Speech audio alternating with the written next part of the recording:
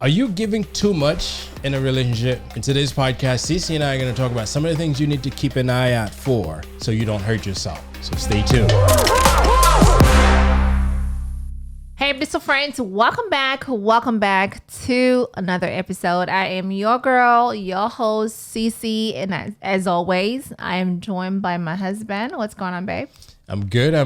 Hey, everybody, this is Will. Thank you for joining us today. If this is your first time tuning into our podcast, it's a weekly podcast where we bring you inspiring, relatable, and relevant content every Saturday. In this podcast, we talk about love, life, family, relationship. You guys know what we do here, so we're glad to have you here with us today. Absolutely. So before we get into today's topic, we want to share something blissful that either happened to us during the week or something that we did.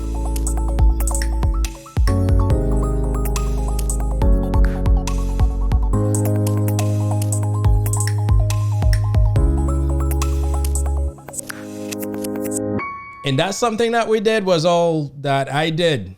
Again, I took it upon myself to make Chick-fil-A chicken sandwich. You mean try it again for a second time? Trying it again. And the first time, the first time was the maiden attempt. And, family was nice to say, hey, I think it worked out okay, but I could tell the chicken was not quite the way that it should have been. The breading was falling off. I think I may have overfried it. The pieces were not cut the right way. Some of them were a little bit chunkier than others. This time, I went a little bit more strategic. Now, I was following a recipe that I found on YouTube, which I still pulled it up, but I didn't follow it to a T. I kind of did my own thing. You add your mix to it? Yes, I added my own creativity to it. Now, you guys know I'm not a cook. I just kind of wing things. But this time, I wing it a lot better than I did the last time. Yeah. And it turned out to be a lot better. Not quite perfect yet because the spices weren't quite there. Although someone went in behind my back and added more spices. Of course. Even that wasn't enough. Yeah. We're talking about the cayenne pepper. Like the pepper wasn't peppering enough. More like. Yes. Because we wanted like the spicy chicken sandwich. She wanted it hot. More like our daughter, the baby was okay with regular chicken. Like give her like just a regular chicken, she's fine with it. She's not into that spicy stuff like that. Yeah. I think she's just like you. But my daughter, the other one, she was like, she wanted hot chicken. Listen, like spicy, some people like the spices. If she takes that from her grandmother. She sure did. Yes. And then from her mom. Your mom goes nuts with these spices. She sure does. But going back to what I did, it turned out a little bit better. And although I felt bad frying chicken, but we don't do it every day. We don't do it every day. We kind of like gonna do it once a month. Yes. Maybe we'll do like baked chicken more. I don't know if I'm gonna like baked chicken, but I feel like, we're gonna have to find something else to alternate because we can't do fried chicken.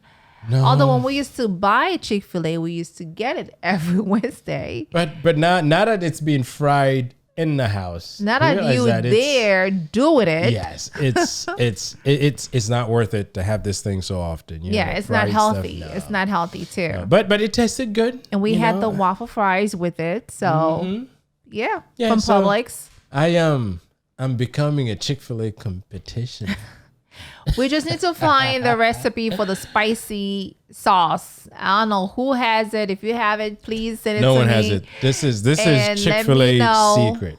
What that spicy chicken sauce is that they put on their spicy chicken sandwich, because that kick is kicking good when you have that spicy chicken. So that was a blissful moment. I cooked again for the family, and everybody ate the chicken. Yeah, last time I didn't eat all mine. I did had all mine. This time I ate everything. So I give you an 8 out of 10. See, I'm doing better. Last time it probably was like a 6 out of 10. So maybe a 5. Progress happened in little steps, and it's good that I jumped to an 8 instead of a 7. So yeah, no, it was good. Yeah. So much for my Chick-fil-A chicken making. So let's get into today's topic. Today, we're talking about, are you giving too much in a relationship? That's right. We all know relationship is like a dance. That's right. Where two people kind of share love, understanding, support. Sometimes you find one maybe giving so much while the other one is kind of cruising along. That's right. And the one giving too much sometimes forget themselves because for the sake of making the partner happy, they always keep their needs last. And sometimes they completely forget about their needs. That's true. I agree. And I think it's important for you to find balance when it comes to relationship. Or you're giving too much, you got to find ways. If you're giving too much, maybe, pull back a little bit and then just kind of like, hey, or just ask yourself, am I giving too much? Am I doing more than he is? So it's important to find balance in that, right? Yes. And as we say, find balance, it's important to understand what it means to give too much, right? What does overgiving looks like? Yes. Because it's important because at the end of the day, if you're gonna say I'm overgiving, you have to know what it means to overgive. I definitely agree. I think it's when when one person put in more effort, more time, and they put more energy than the other partner. They tend to take care of everything than the other partner. They tend to do more. Yeah, and that may be the dishes is always being left there for that person to take care of, and the same person who took care of the dishes, they're the ones who clean the house, they're the ones who picks up the kids, they're the ones who clean the house, they're the one who does the laundry, they're the ones who clean the garage, they're the ones who clean the patio, they're the ones. Oh my God. Listen. They're the ones who's always there to emotional support, because when the partner who's not giving a lot comes back from work, they need to vent. They're the one who would sit there and listen to how bad that other part. So that's a lot. When you taking in so much while the other person, when you kind of become the dumping place for the other person to dump everything, including the chores, the emotional things, all of that, then yes, you're giving too much. Or in some cases, you're taking in too much. You taking in too much. You do. And I think it's always, it's always the one that wants to compromise, right? It's always the one that wants to make sure that there's peace. Everything is smooth. Everything goes right. Where if I don't do this, then we're going to talk about it. So might as well, just do it. Yeah. And sometimes it comes from a good place as far as the intention, but you find you're hurting yourself. And in a relationship, sometimes one person may feel like I'm obligated to make the other person happy, which means I'm going to do whatever they want, whenever they want, however they want it, while I'm pushing away anything that may be important to me. That's clearly overgiving. Yes. I agree. I agree. And we've seen it a lot in our communities. We've seen a lot, with people that we've seen it. I mean, I think you and I, we do find the balance for when it comes to our relationship. Well, yes, I'm home with the kids, although I do have my business. I take care of them. He has his responsibility. So therefore we find balance. Although he goes to work and come home and dump his stuff on me, but we still find balance because I dump stuff on him because I have the kids. So therefore, when I have things going on, we share things with each other versus where that one person is the one that's taking everything in and don't have someone else to dump it into. Yeah. That's the part. Yeah. And a lot of times, some of us, we may think it's all physical, like doing chores or planning. I know I gave some example earlier, but it's also emotional. Yes. Like being the one who always listened but never feel heard. Like she mentioned, I dump stuff on her, but she dumps stuff on me as well. So we kind of find a two-way. Yes. Two-way thing, or two-way of handling the dumping things on each other, right? It's important to remember that in a healthy relationship, there should always be a balance. Right. Now, it's not always going to be one-to-one. Sometimes things may tip over a little bit, but we always have to find some way to bring things back to a level. Yes. Both partners should definitely feel, valued and supported. Like, you support me, I support you. And I think, that's how it should be. And this is where we're talking about balance. Yeah.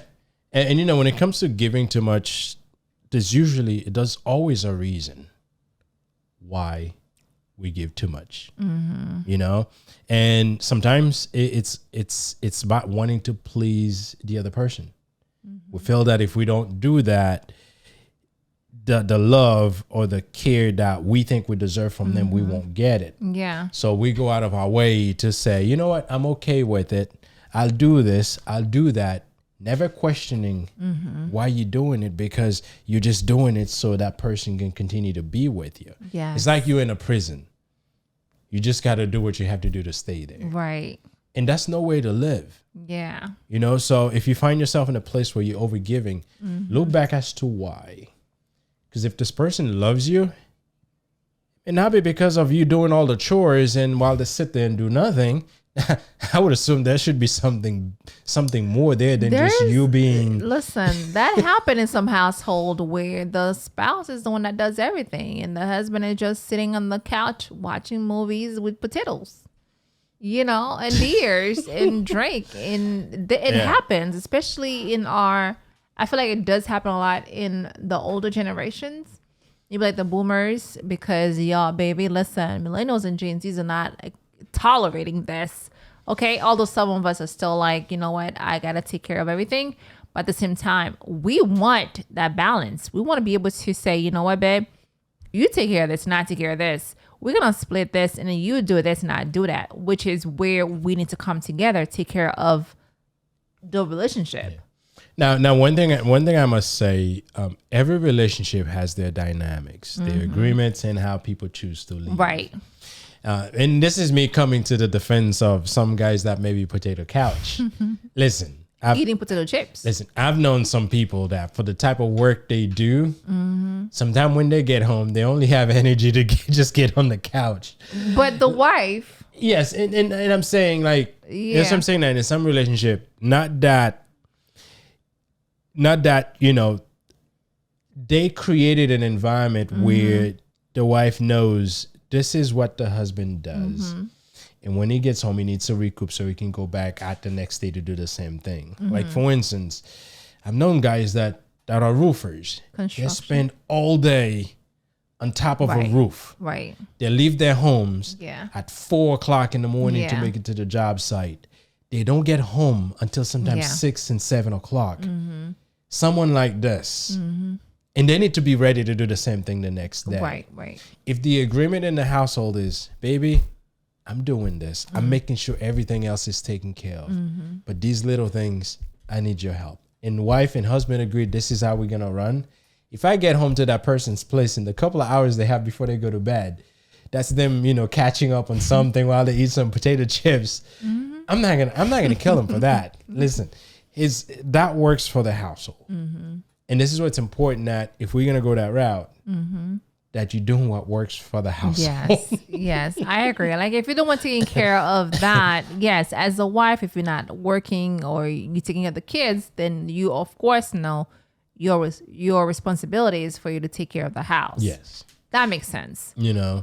And sometimes people do overgiving based on past experience and maybe due to insecurities they have.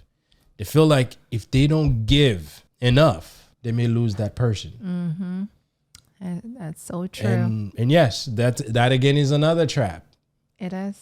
You feel like you have to do it all, otherwise you don't deserve that relationship, or you don't deserve that person. Think about when you're dating someone, you literally go through so much because you don't want to start all over again, or you feel like, man, I invested so much time, love, and energy with that person, so therefore I've given so much, I might as well find a way to make it work.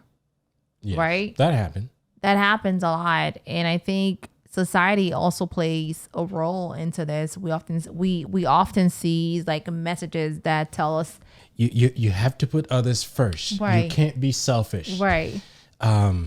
Especially in relationship. Yes, it's important to take care of others, but who's taking care of me? That's right. Listen, I like to help. I like to take care of people, but I'm very selfish. Very much so. And I encourage Unfortunately. everyone. But I encourage everyone to be so. Not selfish in a way you're going to hurt others. Selfish in a way that you know that if you don't take care of yourself, no one else will. Because if you're not good with yourself, how could you be good with any other person? Right. Yeah. Logically facts. speaking, it doesn't make sense. So yes, when you're in a relationship, there'll be cases where you take care of your spouse. There'll be cases that take care of you. But if you're not being taken care of by them, then you got to take care of yourself. Now, I'm not saying just break the relationship. No, you got to dedicate time for you. This is for me. This week, I'm taking care of myself. Today, this is for me to take care of myself. You take care of these other stuff. Right. You know, and this is where you got to make sure that there's a fine line between caring and overgiving. If you find that it becomes all about the other person and never about you, then you're overgiving. That's but if you true. find, yes, you take care of the other person, but you take care of yourself, then you're creating that balance within you. You know, and it's also possible sometimes people are overgiving and not even realizing they are overgiving until they start feeling exhausted. And then out of the blue, they start resenting the person that they're with. Yes. Thinking that it's that they no longer love them and not realizing that they've been doing so much. Right. They at the tipping point where it's like, I can't do this anymore. Yeah. And that's manifested in them resenting the person and them constantly being exhausted, being short with the kids, can't deal with the person's family. All of this stuff can be symptoms of being overgiving, and we get to the point where you just can't handle it anymore. That's right. Listen, you better start preaching, sir.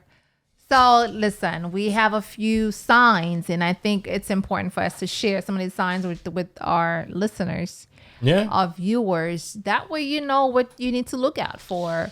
I think it's important. Yeah, it's good too, because at the end of the day, if you have an idea as to, okay, I'm doing this or I'm saying this, what does it mean? Yeah. Like, for instance, if you're constantly feeling like you're drained, you know, physically and emotionally, it might be a sign that you're giving too much. Because when you're giving and not receiving, you will feel drained. Yeah. When you're always giving, I'm talking about giving, but nothing's coming back. Yes. You know, remember, relationships should be re-energize us, should make us, you know, should replenish us, because the other person needs to be pouring on us. But if you're being depleted to the point where you're constantly drained out, yeah. Yes. So keep an eye on that. I agree. And I think the second thing is, you know, ignoring your own needs, right? Where you put your partner first, you put your partner before everything, and you forget about your own. And I think it's great that you care for your partner. At the same time, I think you need to take care of yourself too. Oh, yes. Listen, self-care is so important, but a lot of us ladies, we need to take care of our own. Like, especially some of us mothers, you know, I'm a mother, and I always feel like we take care of them first and then we take care of us afterwards. So take care of yourself is so important. Yes, because sometimes y'all be ignoring your own self, your own needs, because you want to take care of your boo. And I get it. I get it, because I've done it all the time. Yeah. And when it comes to this, one thing I advise everybody to do is sit back and look at, what is it that I want to do? Or what is it that I've always wanted to do? Right. But for some reason, I've never gotten to it. And then look, and then ask yourself, why haven't I gotten to the things that I wanted? Or if I want to do this in the future, why am I thinking that I can't do it? If the reason you're coming up is because you have to do this for the other person, that's been the reason why you can't do your stuff, then you're overgiving. Yes. Now, if you did come into some kind of agreement, I'm going to put this away so I can focus on this, and I'm going to get back to this at a certain time, that's okay. But if you've always wanted to do it, but the sole reason why you've never been able to get to it is because you're always catering to the other person, you're overgiving. That's right. Doing all the work is another sign.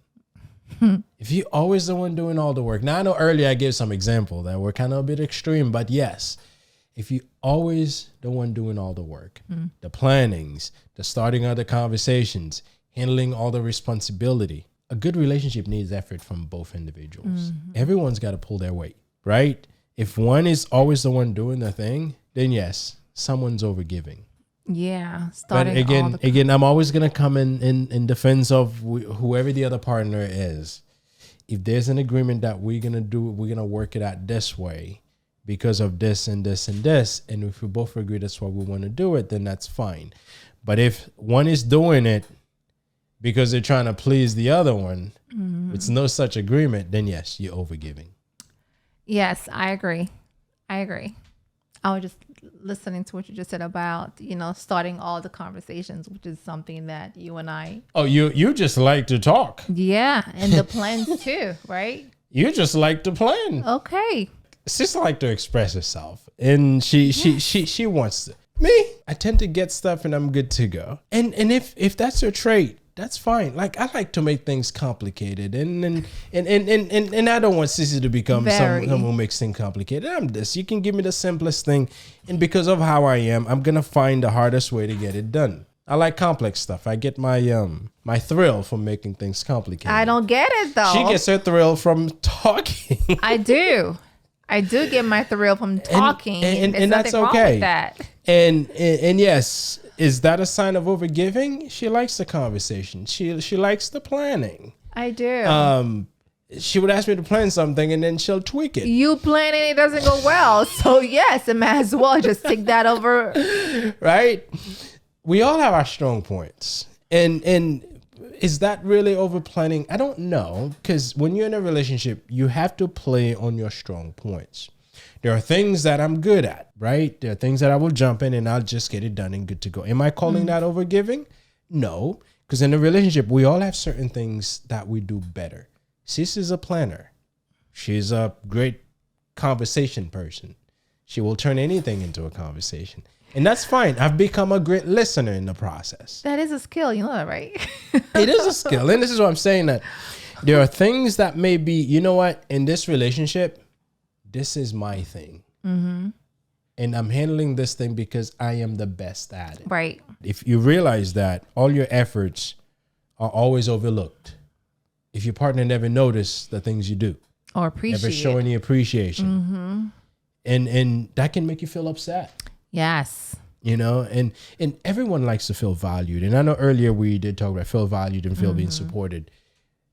If you're doing a lot of stuff, things that are crucial to the relationship, and that person never once shows you, man, I like what you did.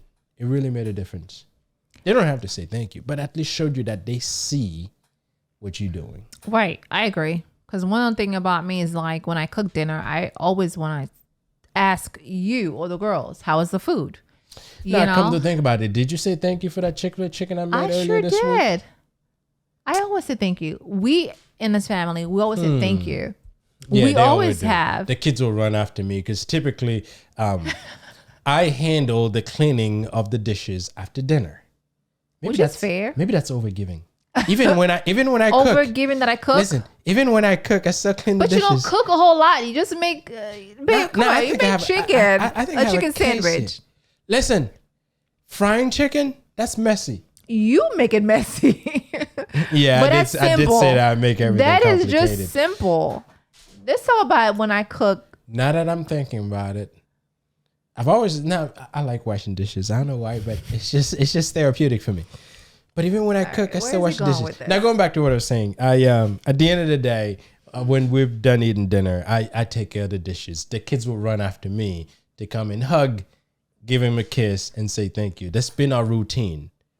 I think I gotta start having Cecile run after me and come hug me. What? And give me a kiss as well after we cook. But and those little things makes a difference. And yes. We do it. This is a custom in our household to always pray before we eat and thank whoever prepared the food. Sometimes the kids thank me even when it doesn't matter. The kids will thank either both of us. They'll think either both of us. Thank you when I made that Chick-fil-A chicken.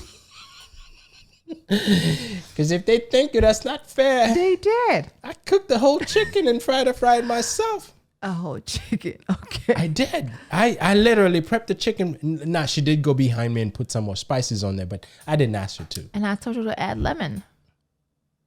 Yeah, but I added the lemon. That's still me doing it. You were going to do it. Yes. But regardless, whether if it's you or I cook dinner, obviously it's always me, unless if it's like one of those Wednesday night, that's when he make his special I've dish. done Sundays. Okay, so now you have 2 days. You have Sundays and Saturdays sometimes. wait, baby, Saturdays. No, when you want to do some fried chicken, you'll just get it on. Yeah, you'll make that. But typically, it's me who cooked. Throughout the week. Sometimes I help. Something on Wednesday night. Now that we don't buy food anymore on Wednesday night, that becomes your night where you cook chicken. I cook breakfast on the weekend. Okay. Yes, you do when you're home, but when you go to work, it's different. You don't eat early, so when I go to work I leave the house at 8. You won't eat what I cook. But what I'm trying to say is, yes, you cook for Sundays and Wednesday now. Wednesday dinner and Sundays, of course, breakfast and dinner. So yes. How about the days that I don't work on Saturdays? I cook. When I don't work on Saturdays? Well, you make breakfast, baby. You only make the breakfast and then I make dinner. See, I'm feeling appreciated because she acknowledged that I do cook sometimes. You do, and I do tell you that. I have. I know she has. Okay. Because if she stopped, I'm not cooking anymore. I always appreciate when he's on the stove making breakfast for us, or on Sundays, because what I appreciate when he does is when he's on the grill on Sundays, do his chicken, broccoli, sweet potatoes, light dinner. That's always something that I look forward to, because I want to make sure that I take that day to restart, because I take care of the children and him during the week. So I make sure that I want to share that special Sunday with you to get on the stove. Yes.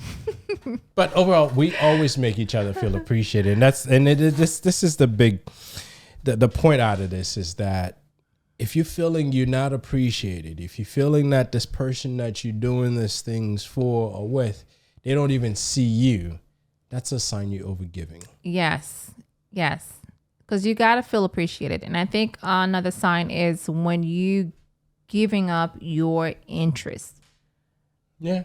That's important. That's, to me, listen, lately I've been thinking about want to do some classes. A dancing thing? Yes. I thought I told you to go to YouTube University. Never. See?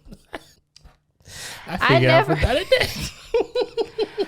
I don't know why, but anyways, I think, I don't think you and I had hobbies growing up. I always loved dancing. I always do. But I don't think I ever had like hobbies or hanging out with friends. I think I'm always like this person where I'm okay by myself kind of thing, where I can create stuff to make me feel happy. If that makes sense.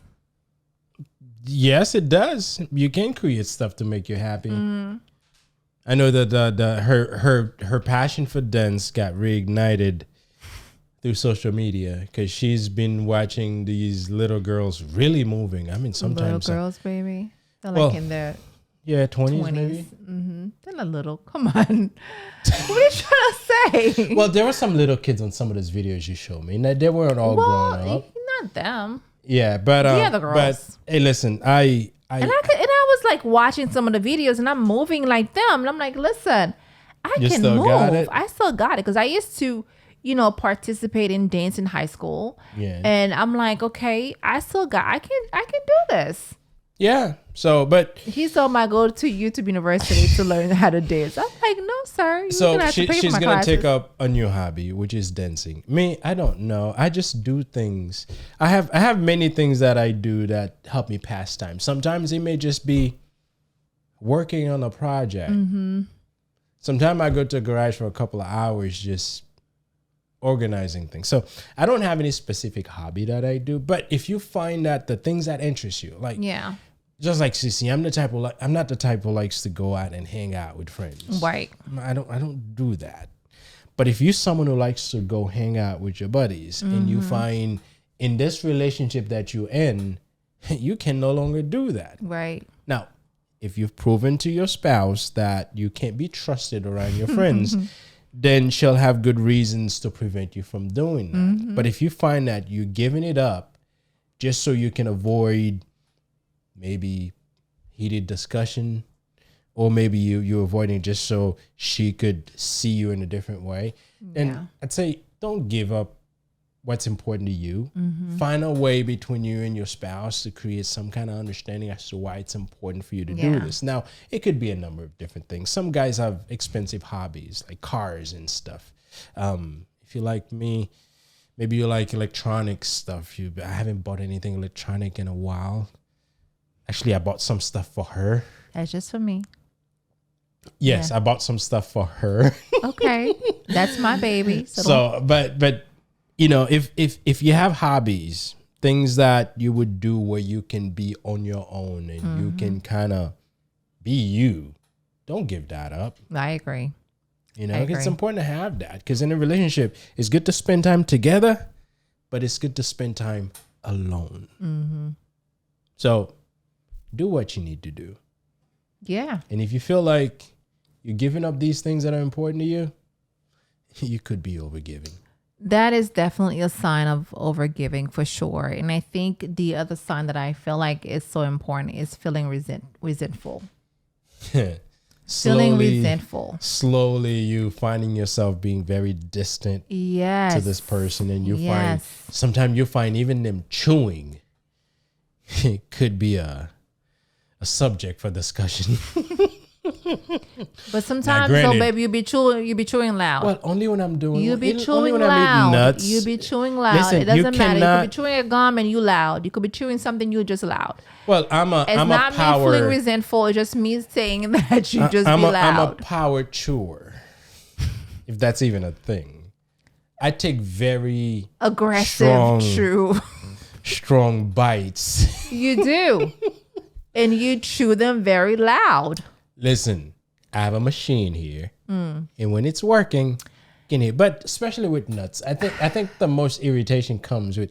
I'm sitting in the office in front of my computer. I'm by myself. I have a bag of nuts, they're mixed nuts, and I'm chewing on them. I have a headphone on. I'm not even hearing what. Because it's just so loud. And she would come and sit at her desk, and she's like, "Babe, but you're not hearing yourself chewing because you have a headphone on." I know. And the thing is about him is that when he chew, his mouth is open. It's like he's throwing a piece of nut in his mouth and he's chewing like. I gotta keep the machine running. I'm like, at least close your mouth. I don't chew like that. You don't chew like that. You don't know. Have you seen yourself chew? You gotta film me one day and show I won't me. chew you. I will chew. But I will film you. I know I take strong bites. You do, and you chew loud. That's why I'm trying to refrain from eating nuts around her. Sometimes you sound like a goat. Nah, we do snack on mixed nuts. We get those. I don't use them anymore. You don't? No. Well, I still do, but I'm trying not to do them around you. Yeah. Listen, instead of going to like some crazy unhealthy snacks, we have those mixed nuts with no salt. At first, I had to get used to them. But they're good. But they're loud. It's just you that's loud, not the nuts. So much for my chewing. But if you find you're resenting this person, which means you really find little reasons, insignificant reasons to create arguments because you just can't stand this person anymore, that's a sign you could be overgiving. Now, there could be other reason you can't stand this person, but if it's out of the blue, you find that you're developing this feeling, sometimes there's no merit behind it. Right. Besides you just doing too much work and you're feeling exhausted, and that exhaustion turn into resentment, you are giving too much. Yeah, I agree. And, not being supported emotionally, where you find I'm giving all the support, I'm always there, having that shoulder for you to lean on. But when I need a shoulder to put my head on because I'm going through some crazy stuff, you're not there. So when you find that emotional support is not there or unequal, you're giving so much and nothing's given to you, that's a sign that you're overgiving. So, when it comes to emotional support in a relationship, that's a two-way thing. You need to have that shoulder for me to come and dump my stuff.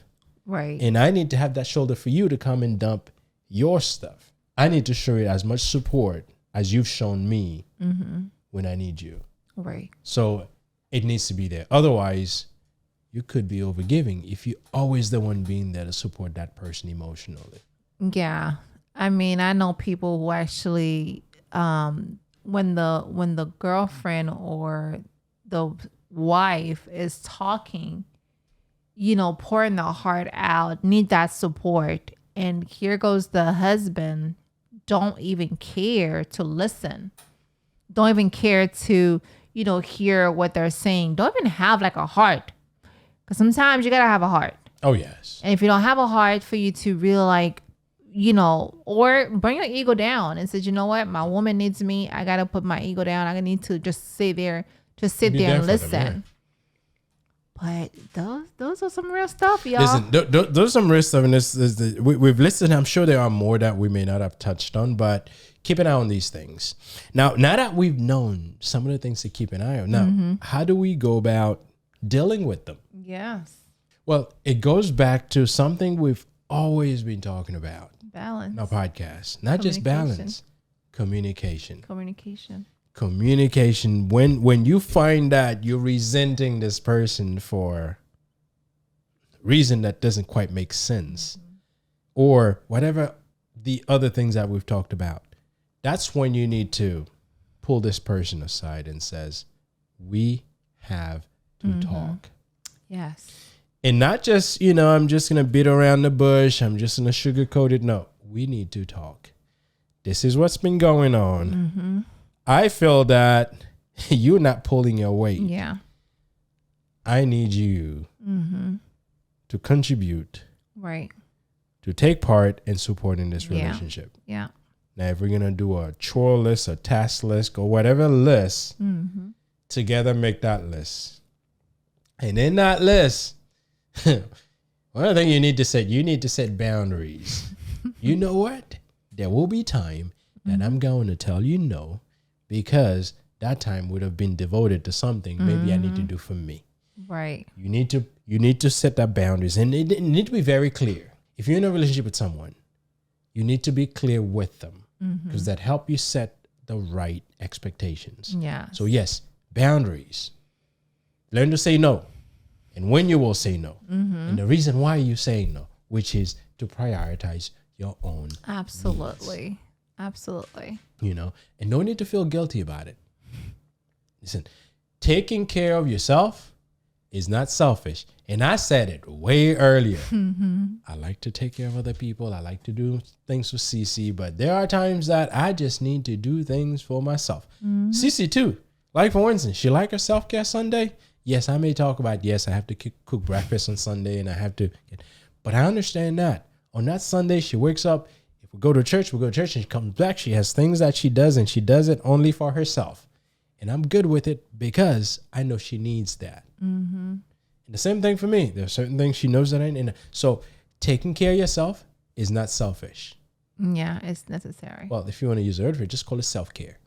Yeah. Feels better. I think it's necessary. Right? Yes. It's necessary. And if you want your relationship to be healthy, you have to take care of yourself. Oh, yes. Make time for yourself. Get involved in activities that makes you happy, activities that helps you relax. Whether it's a hobby or spending time with your friends. Now, with us, we're unusual. So with us, we have families. It's not quite, but we'll spend time with family. We spend time with family, which is fun. Or just having some time alone. Yeah. You got your egg chair. I do. I've used it a few times.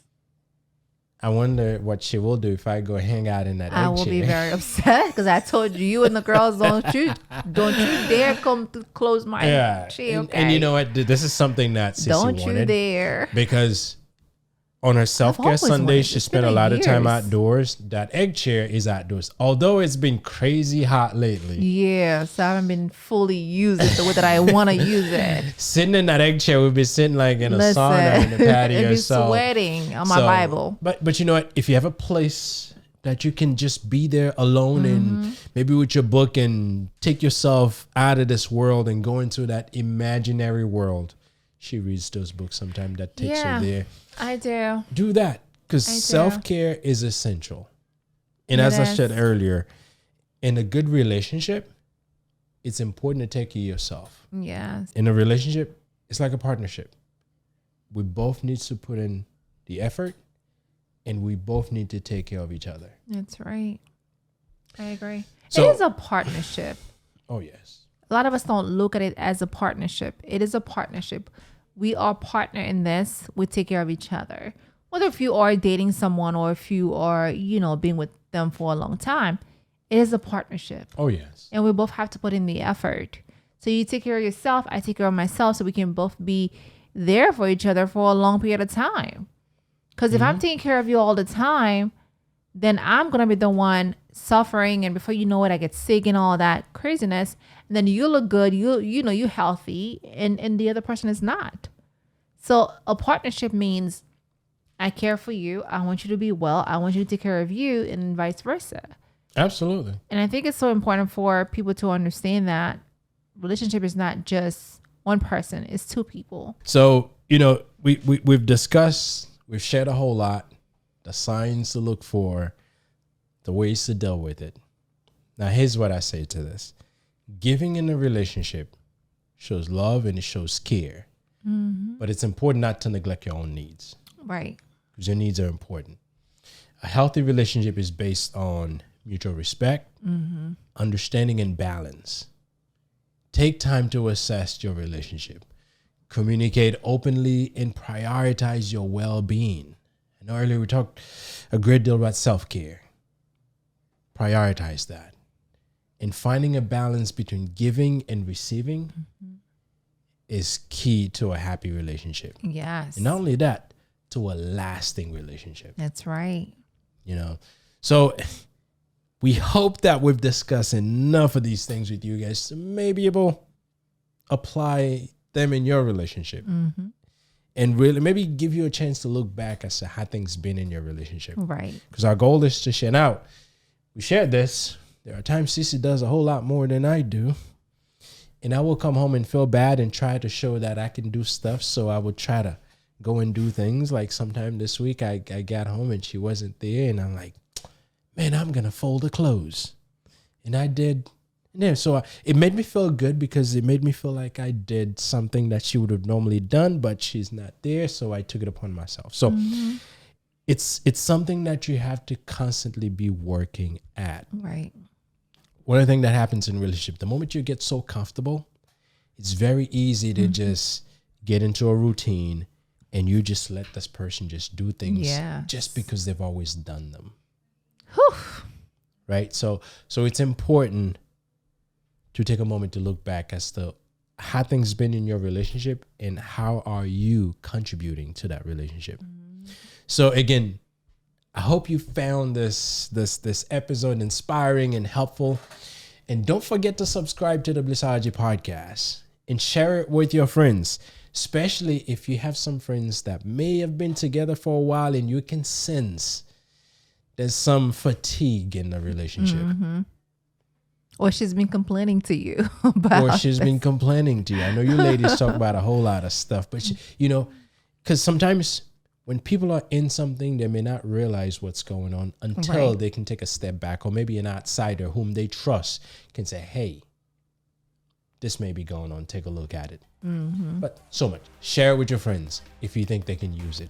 And if you have any topics you'd like for us to discuss in this podcast, feel free to put it in the comments. That's right. We'd like to address some concerns you guys have. But until next time, everybody, just keep working on your relationship. That's right. Peace out. Bye.